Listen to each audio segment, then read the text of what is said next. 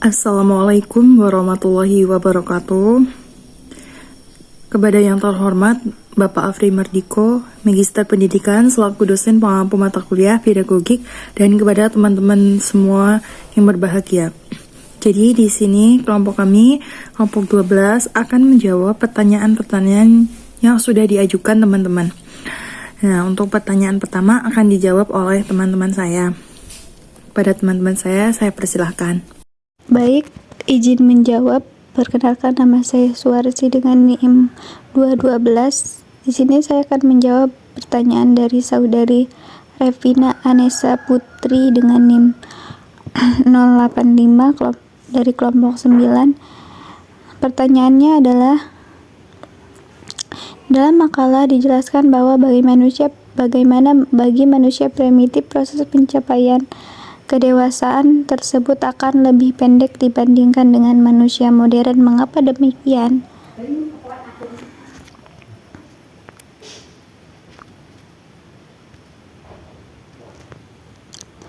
Karena proses pendewasaan atau pencapaian kedewasaan manusia primitif cukup dengan mencapai kedewasaan secara konvensional, di mana apabila seorang sudah memiliki keterampilan untuk hidup, khususnya untuk hidup berkeluarga, seperti dapat berburu, dapat bercocok tanam, mengenal norma-norma hidup bermasyarakat, sudah dapat dikatakan dewasa dilihat dari segi usia. Misalnya usia 12-15 tahun, masyarakat primitif sudah melangsungkan hidup berkeluarga. Namun terbalik dengan manusia modern, di mana dilihat dari usia. Manusia modern dikatakan dewasa berkisar dari umur 20-40 tahun baru dikatakan dewasa. Ingin menjawab pertanyaan dari Haliza Paroka, kelompok 11. Pertanyaannya, jelaskan alasan manusia sebagai makhluk yang perlu dididik. Kapan pendidikan itu dimulai? Alasannya karena manusia memerlukan pendidikan untuk mengembangkan potensi yang dimilikinya dalam bertahan hidup. Manusia perlu dididik agar dapat menilai sesuatu yang baik atau buruk, atau berguna atau tidaknya suatu hal dalam mensejahterakan kehidupannya. Potensi itulah yang membedakan manusia dengan makhluk lainnya. Dan yang selanjutnya yaitu kapan pendidikan dimulai, yaitu sejak manusia itu lahir ke dunia. Ingin menjawab pertanyaan dari saudari Para Amelia. Pertanyaannya, jelaskan menurut kalian kenapa pendidikan sangat mempengaruhi perkembangan manusia. Menurut kami, karena dengan melalui pendidikan manusia mampu menjadi sumber daya yang berkualitas. Pendidikan akan memberikan efek positif bagi emosional, intelektual, kesehatan mental, dan aktivitas seseorang. Selain itu juga, pendidikan menjadi wadah untuk membimbing proses kedewasaan seorang manusia untuk menjadi lebih baik lagi. Baik, perkenalkan, nama saya Sofi Salsabila dengan NPM 211. Di sini saya akan menjawab pertanyaan dari Nuris Malia, yaitu bagaimana pandangan pendidikan tentang manusia sebagai animal education. Pandangan pendidikan tentang manusia sebagai animal education ialah pandangan pendidikan tentang hakikat manusia sebagai makhluk yang secara biologis, fisik, atau jasmania tidak jauh beda dengan hewan, tetapi dapat membedakan dirinya dengan hewan dengan melakukan usaha yang bersifat pendidikan. Baik, terima kasih. Baiklah, di sini saya Rizky Aulia Rahma dengan nomor induk mahasiswa 100. Saya akan menjawab pertanyaan dari Herawati. Nah, pertanyaannya, bagaimana jika manusia tidak memiliki sebuah pendidikan?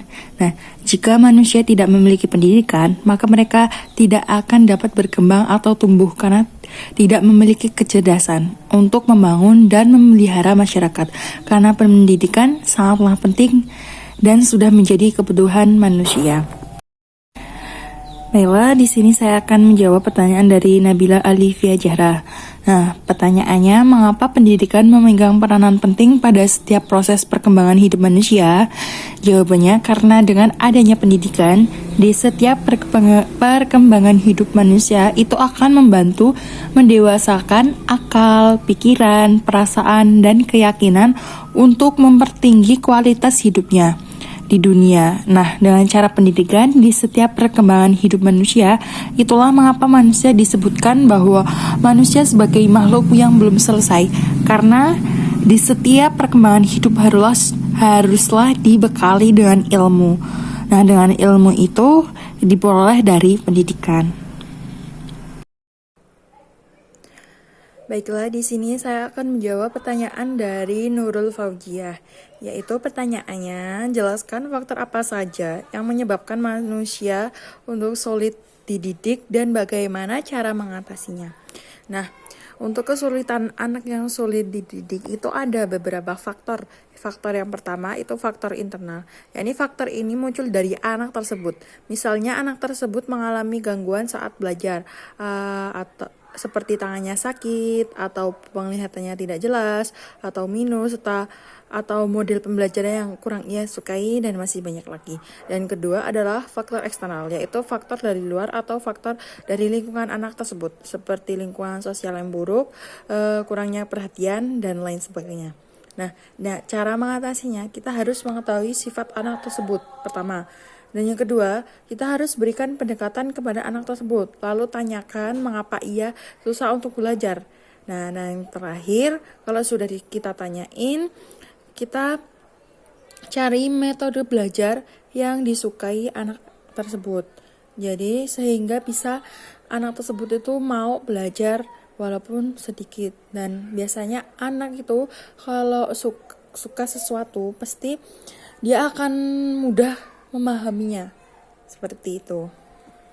Izin menjawab pertanyaan dari saudari Pita Nurjana. Pertanyaannya, mengapa pada hakikatnya manusia itu membutuhkan pendidikan dan bagaimana mengembangkan hakikat manusia? Karena pendidikan sangatlah penting bagi perkembangan manusia, dan dengan melalui pendidikan juga manusia tak hanya mendapatkan pengajaran, keahlian khusus, tetapi juga mendapatkan sesuatu yang lebih mendalam, yaitu pemberian pengetahuan, pertimbangan, dan kebijaksanaan. Pada hakikatnya juga manusia membutuhkan pendidikan karena pendidikan itu sendiri merupakan salah satu kunci kehidupan. Dengan adanya pendidikan yang dimiliki oleh seorang, maka kehidupan menjadi lebih baik dan lebih terarah. Bagaimana mengembangkan hakikat manusia? Semua sifat hakikat manusia dapat dan harus ditumbuh kembangkan melalui pendidikan. Berkat pendidikan, maka sifat hakikat manusia dapat ditumbuh kembang secara selaras, seimbang, sehingga manusia menjadi yang lebih baik. Baiklah, di sini saya akan menjawab pertanyaan dari Elda Fajira, yakni jelaskan manusia sebagai animal educandum menurut filsafat pendidikan. Nah, manusia sebagai animal educandum secara bahasa berarti bahwa manusia merupakan hewan yang dapat dididik dan harus mendapatkan pendidikan. Nah, dari pengertian tersebut, secara tidak langsung akan menunjukkan bahwa terdapat perbedaan antara manusia dengan hewan. Ialah bahwa manusia dapat dididik dan mendapatkan pendidikan, sedangkan hewan pada umumnya tidak dapat dididik, melainkan hanya dilatih melalui pemberian tekanan-tekanan, artinya latihan untuk mengerjakan sesuatu yang sifatnya statis dan tidak berubah. Jadi, hal itulah yang membedakan manusia dengan hewan. Baik, di sini saya akan menjawab pertanyaan dari Aina. Pertanyaannya, jelaskan manusia sebagai animal educandum dengan bahasa Anda. Jadi yang dimaksud manusia sebagai animal educandum. Kalau yang biasanya kita tahu animal itu kan hewan. Nah, akan tapi hewan itu adalah makhluk yang tidak dianugerahi akal pikiran. Nah, sedangkan manusia dianugerahi akal pikiran. Nah, jadi di dalam dunia pendidikan itu manusia disebut animal educandum karena manusia adalah makhluk yang dapat dididik. Jadi sama aja kayak kalau yang nggak bisa dididik itu kan tadi hewan. Nah, ini yang animal educandum ini berarti dalam dunia pendidikan itu berarti manusia adalah makhluk yang dapat dididik. Gitu ya, Vanessa. Perkenalkan, nama saya Sofi Salsabila dengan NPM 211. Saya akan menjawab pertanyaan dari Angela Putri. Yaitu pertanyaannya, apa yang dimaksud dengan interaksi pluralitas? Kemudian berikan contoh nyata di lapangan pendidikan merupakan interaksi pluralitas antara manusia dengan manusia.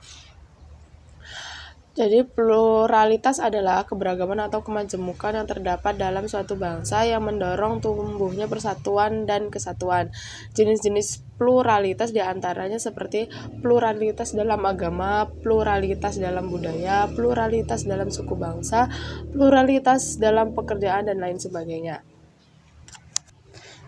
Jadi contoh pluralitas yang ada yang dalam pendidikan yaitu yang pertama, kita harus saling menghargai antar agama lain yang ada di sekolah, di lingkungan sekolah ataupun di lingkungan lainnya.